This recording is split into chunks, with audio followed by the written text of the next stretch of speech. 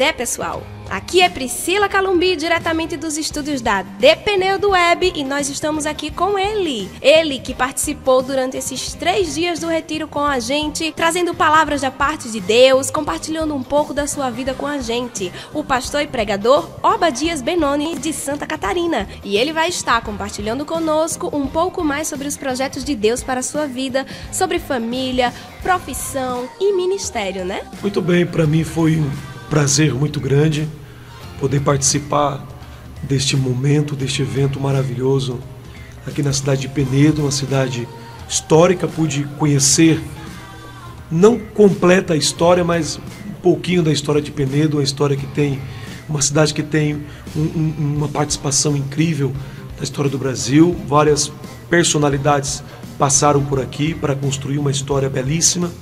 Eu estou muito satisfeito, e participar do retiro com jovens, para mim foi uma bênção de Deus. Eu vi realmente Deus agindo na vida de muitos jovens nesses 3 dias que nós participando aqui. O pastor Carlos Gomes está de parabéns pelo que está sendo realizado com o grupo de jovens, enfim, com a igreja aqui de Penedo. Excelentes pessoas tem aqui. Eu tenho certeza que eu construí aqui amizades e vou deixar um rastro aqui de amizade, de amigos, enfim. Estou com o coração bem alegre e feliz por conhecer todos vocês. Pois é, né? Pode ter certeza que grandes amizades, grandes pessoas admiram muito pela sua simplicidade, pelo seu modo de falar e pela profundidade que você tem na palavra. Pode ter certeza que todos nós aproveitamos bastante tudo que foi dito, o que foi visto também, né? Porque uma das coisas interessantes a ressaltar não é somente o que se é falado, mas uma maneira que chamou muito a atenção nossa é como você consegue mostrar aquilo que está sendo dito. E sobre o ministério, como foi que você... Eu sei que você já falou pra gente para o retiro, mas muitas pessoas não tiveram esse contato, a oportunidade de saber como foi que você se decidiu em ser pastor.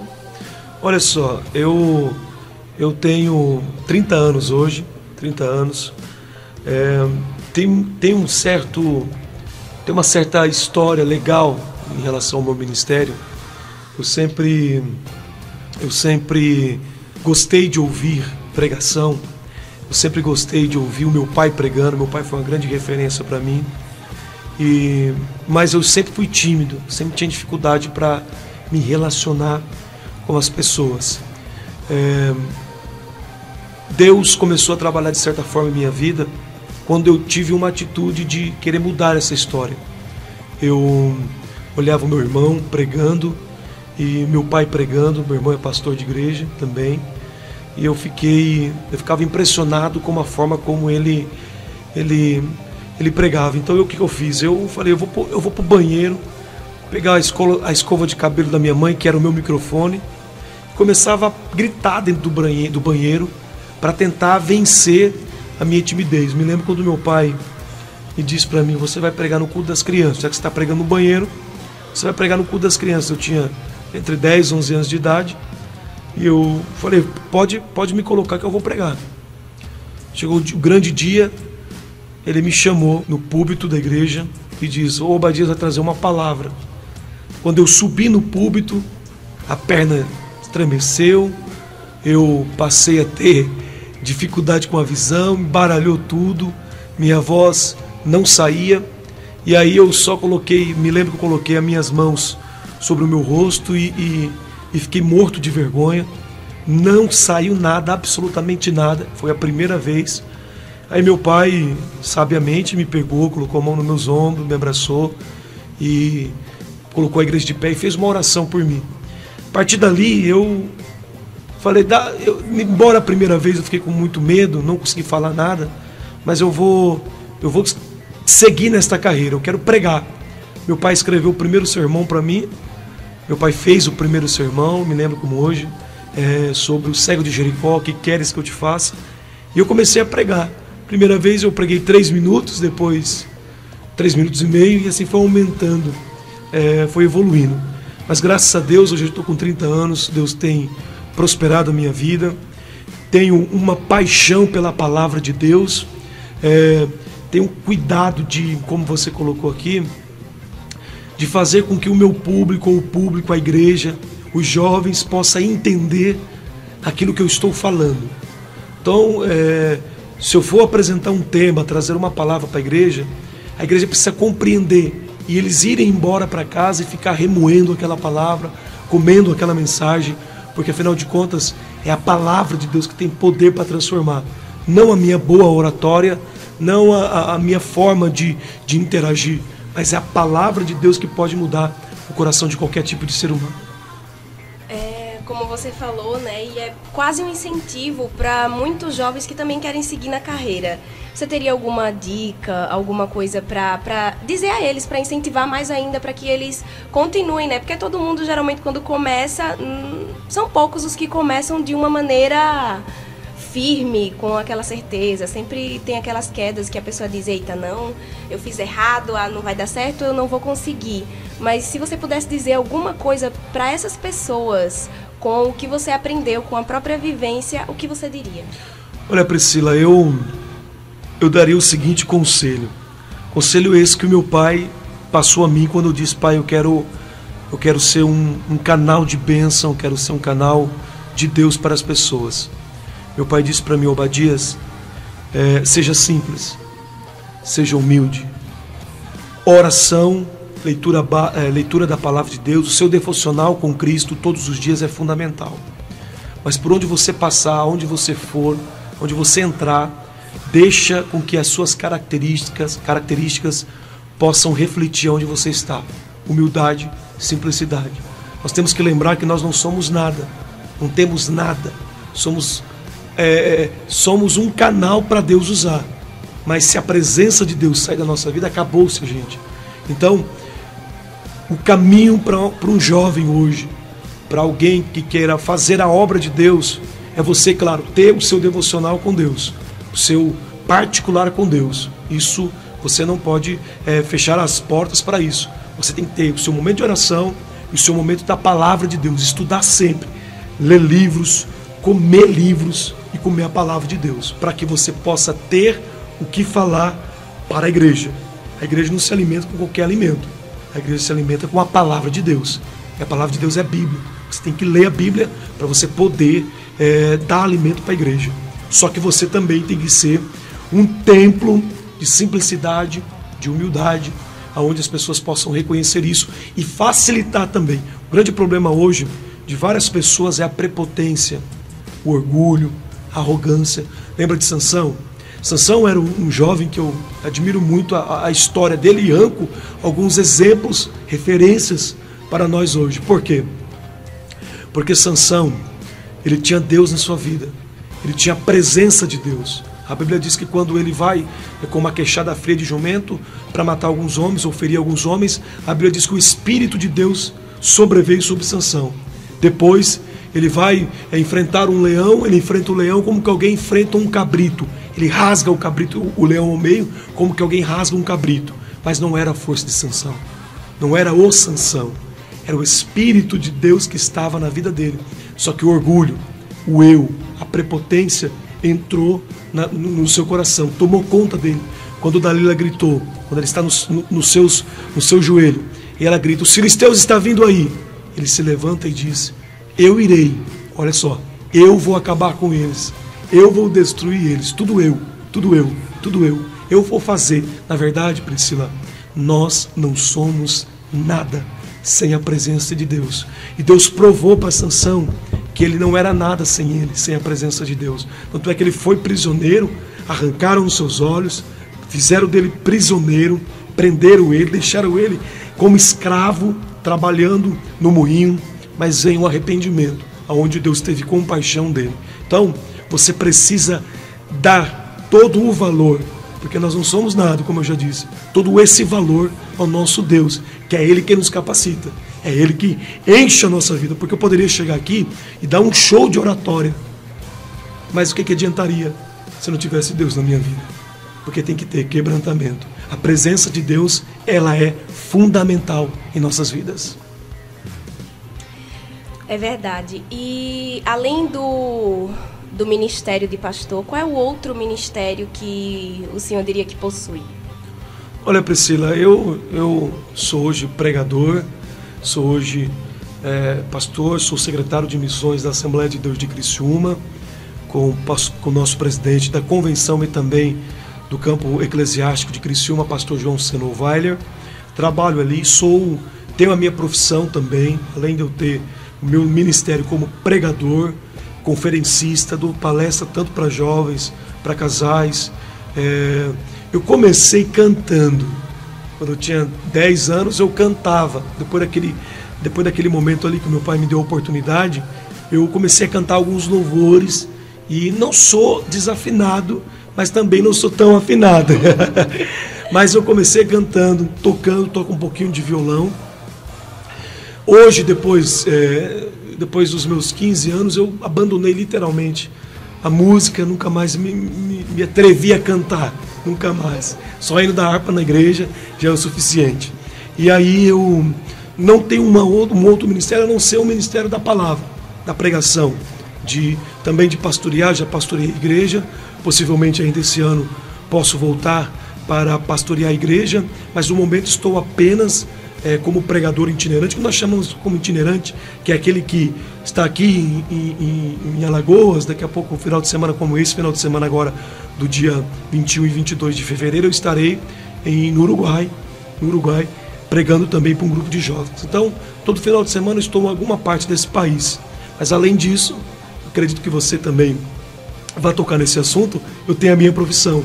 Eu consigo ter o equilíbrio da minha família, do meu ministério e também da minha profissão, que era um sonho da minha vida que o Senhor Jesus me ajudou a realizar.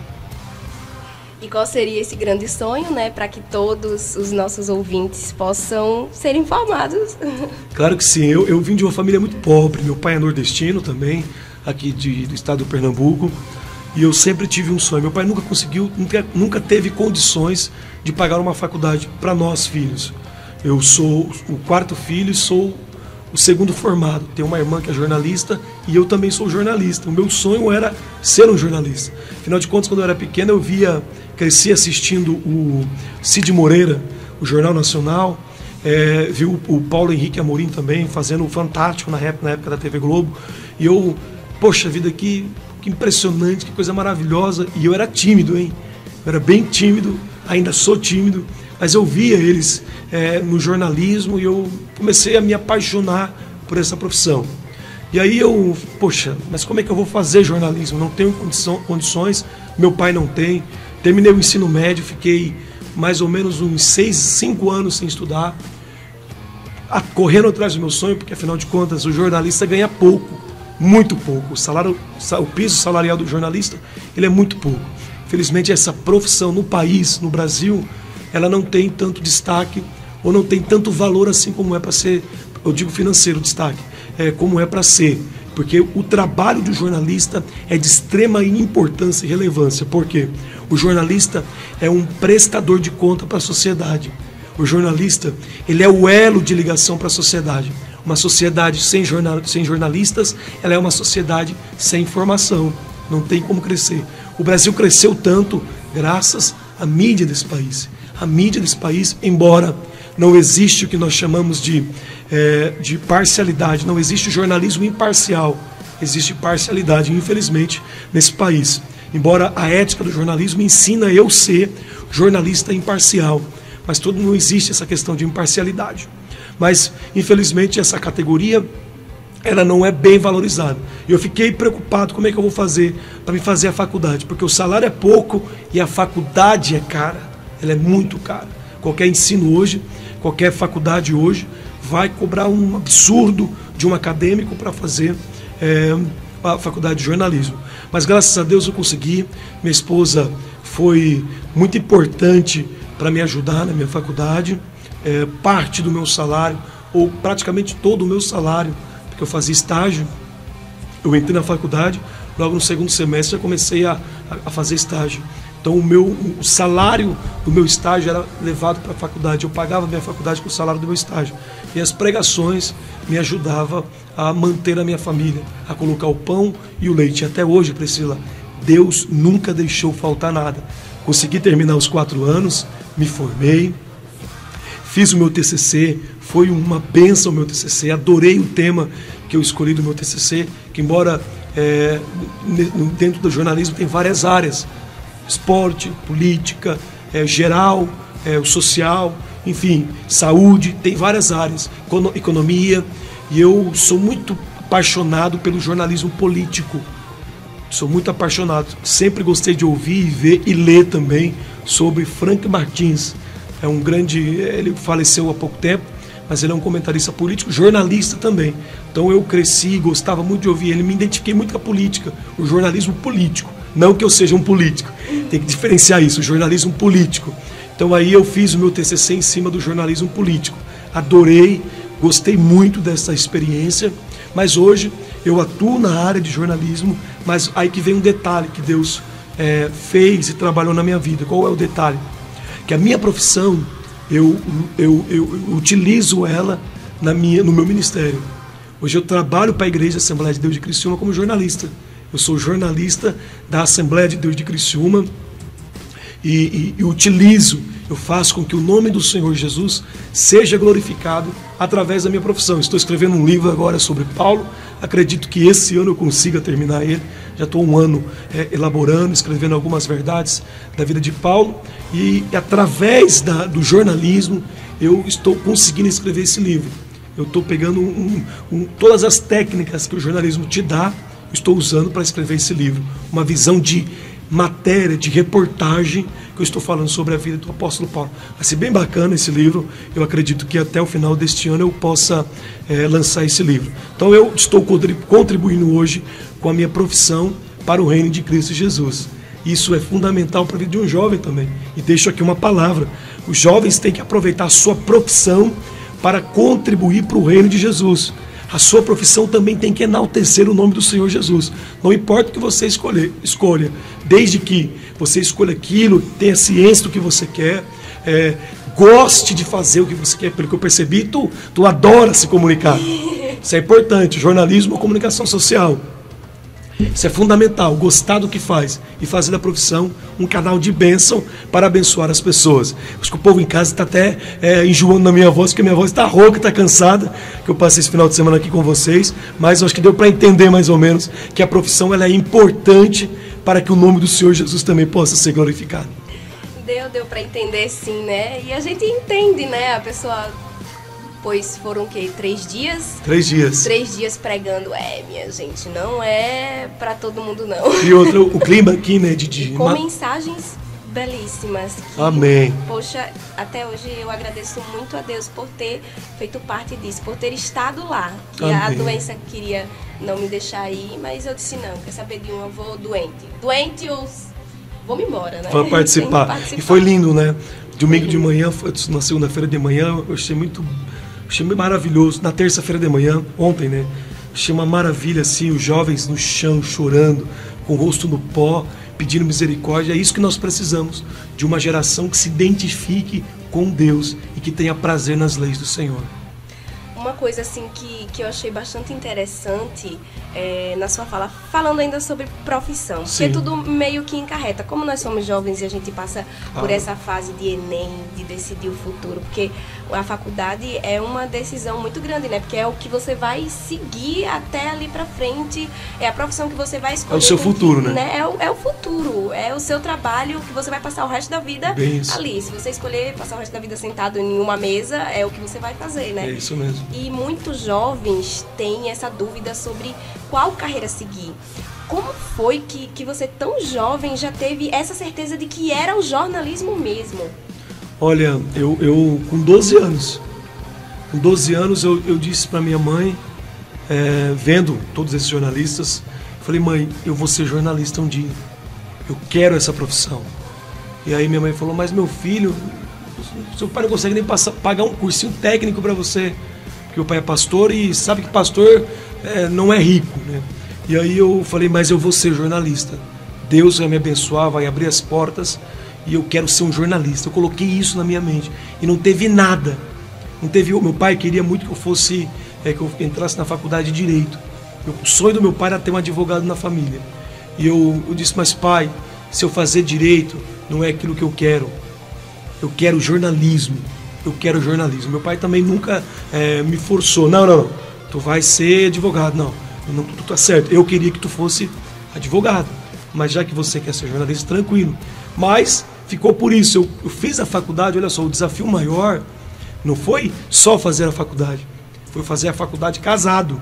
Eu já era casado. Então aí nossa, pior ainda. Porque enquanto estava em casa, tu é solteiro, tu cuida de você mesmo. E eu casado, tenho que cuidar da minha família. Já tinha meu filho, ele tinha 6 meses quando eu entrei para a faculdade.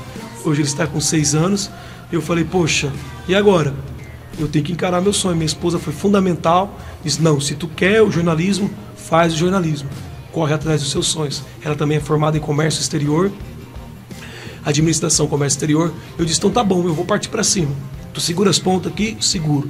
E aí nós caímos para cima, comecei a estudar, não foi fácil. Trabalhava durante o dia, estudava à noite, viajava no final de semana. Trabalhava durante o dia, estudava à noite, todos os dias. Eu fui um guerreiro, porque além de trabalhar durante o dia, estudar à noite, e final de semana pregando, eu tenho a minha família. Eu tenho que ter o tempo para minha família. Eu tenho um filho, Pedro Henrique, um beijão, filho, pai te ama. O filhão.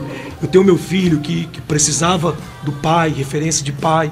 Tem a minha esposa que precisava do amigo, do marido, do irmão, do pastor, entendeu? Então eu tive que ter equilíbrio para saber administrar todas essas questões que eu tinha que vencer. Foi um grande percalço, mas Deus me deu vitória. Superei. Eu dou uma olhadinha para trás hoje e observo tudo que eu passei e eu vejo, realmente eu não sou nada. Eu não iria conseguir. Mas aí eu vejo aquilo que a gente já discutiu aqui. Se não fosse Deus na minha vida, eu tinha abandonado. E não vou mentir para você. Já passei diversas situações dizendo assim, ó, de madrugada eu levantei, acordei minha esposa e falei, amor, acorda. Eu não vou mais para a faculdade. Eu não estou aguentando mais. Não que eu não gosto de estudar, mas que o meu corpo físico não está suportando mais a canseira. Eu vou viajar amanhã. Tem um trabalho para fazer para entregar segunda-feira. Como é que eu vou fazer? Eu vou ter que fazer na viagem. E o notebook me acompanhava e eu escrevia todo o trabalho no notebook, mandava para os professores por e-mail. Mas assim foi. Eu olho hoje para tudo isso e vejo que Deus foi fundamental para que eu pudesse vencer todos esses percalços e que não existe nada que possa impedir com que os seus sonhos possam ser realizados. Não tem nada. Só você mesmo pode impedir do teu sonho ser realizado. E Deus me deu muita força, eu consegui vencer, cheguei até aqui, graças ao meu bom Deus. Graças a Deus mesmo, né? E é muito importante quando a gente tem alguém por trás. E como você já falou na sua esposa, fala um pouquinho dela, vai. Como foi que você conheceu ela? Eu costumo dizer assim, Priscila, que a família, que a base de um homem é a família. Que a base de uma família é o altar de Deus. Essa é uma frase que eu tenho e que Deus me deu essa frase.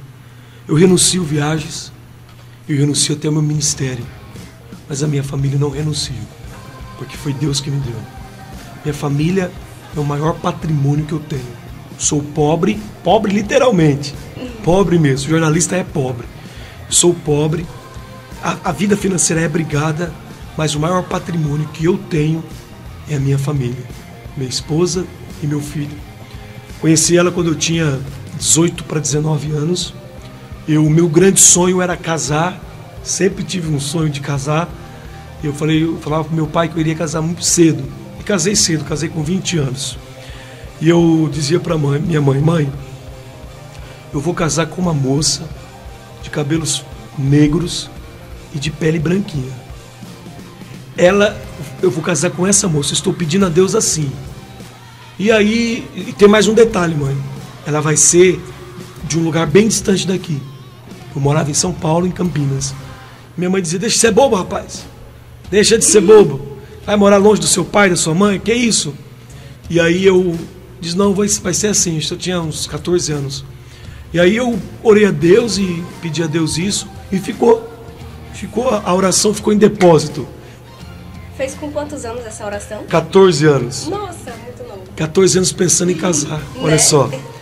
E aí porque eu tinha aquela situação assim, ó, sou filho de pastor e o grande problema que eu enfrentava era que as paquerinhas que tinha na adolescência não eram aquelas paquerinhas pelo Obadias.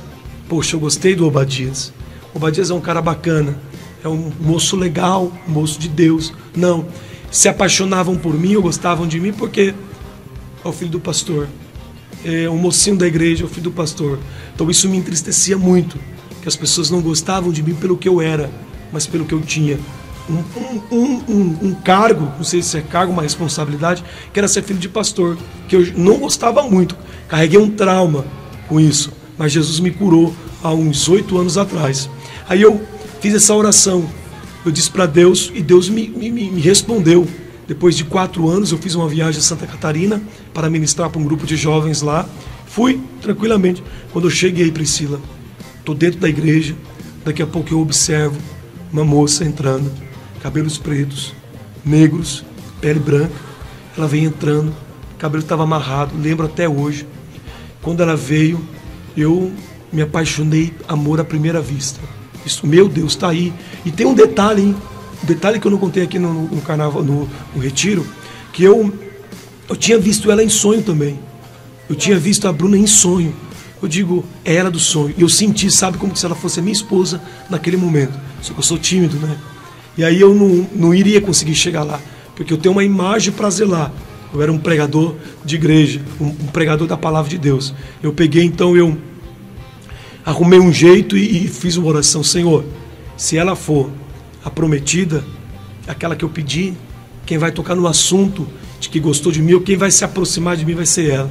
E assim aconteceu, ela se aproximou de mim, perguntou o meu nome, disse que achou muito bonito e tal, e houve toda aquela conversa de jovem, e aí eu disse para ela a mesma coisa, e começamos a orar, e depois de 2 anos de namoro, de oração, eu morando lá em São Paulo, ela em Santa Catarina, eu via uma vez por mês, quando ela não podia vir, ela ia lá, eu comecei nós se casamos, noivamos, e depois se casamos, estamos aí há quase 11 anos casados, com um filho, e fazendo da nossa família o projeto de Deus de realizações. Nossa casa realmente é um altar de Deus. Amém, glória a Deus. E eu diria ousadia. A palavra foi ousadia mesmo, né? Porque pensa só, minha gente, ele vê a menina, se apaixona, mas diz, oi, Senhor. E fé, né? Acima de tudo, né? Se for ela mesmo, então que ela venha falar comigo. É muita coragem, não é todo mundo que teria essa coragem, não, né? E ela foi, ela é bem tímida também, mas respondeu a oração que eu tinha feito com o Senhor Jesus. Né? E durante as viagens, como é isso? Como é que você consegue manter, né? Porque eu tava pensando aqui, meu Deus, é meio loucura, né? Você imaginar essa rotina de viagens, de trabalho, família. Como é que você consegue conciliar tudo? Não é fácil. Eu estou aqui agora, eu chego em casa sexta-feira, viajo para o Uruguai. Para mim ter um momento com a minha família, quando eu viajo para o Sul, Rio Grande do Sul, Paraná, Argentina, os países ali perto do Rio Grande do Sul, eles vão comigo. Minha família vai comigo e aí eu consigo ter, diante das viagens, proximidade com eles. Mas, com a minha esposa e com o meu filho. Não é fácil, não vou dizer que seja fácil, é um grande desafio, mas Deus tem dado graça e nós temos superado todos esses percalços. Né? Glória a Deus por isso. E para terminar a nossa entrevista, né, eu acho que já foram ditas muitas coisas de proveito de todos, eu gostaria de lançar um desafio. Além dos sonhos que você já falou aqui, que foi o sonho de fazer uma faculdade de jornalismo, que conseguiu, da sua esposa, que você pediu a Deus e Deus foi lá e mostrou, fez com que ela fosse e falasse com você. Se Deus chegasse do mesmo jeito que ele chegou para Salomão e dissesse, meu filho, o que é que você quer que eu faça por você? O que você pediria a Deus?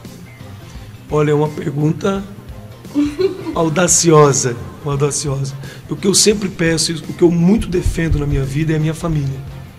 Eu peço para Deus sempre guardar a minha família, me proteger. Eu disse aqui agora, eu renuncio viagens, renuncio ministério se for preciso, mas eu não abro mão da minha família. Por detrás de um grande homem está uma família, e por detrás de uma grande família está o altar de Deus. Então o que eu quero e o que desejo sempre é que a minha família, a minha casa, meu casamento, meu filho, estejam protegidos por Deus, diante de tantas propostas que o mundo oferece, e que hoje ter uma família já não é uma coisa tão boa para a sociedade. mas eu ainda sou um defensor da família, acredito na família, acredito que o sucesso da sociedade está na família. Quando você tem base na família, isso reflete lá fora. O que o meu filho vê em mim vai refletir na faculdade, quando ele for fazer, reflete no colégio onde ele está, no dia a dia onde ele está. Então o que eu peço a Deus sempre, isso eu peço sempre e vou morrer pedindo isso, que Deus guarde a minha família, que a minha família seja protegida e que a minha casa, vou encerrar dizendo isso aqui, seja sempre um território de Deus.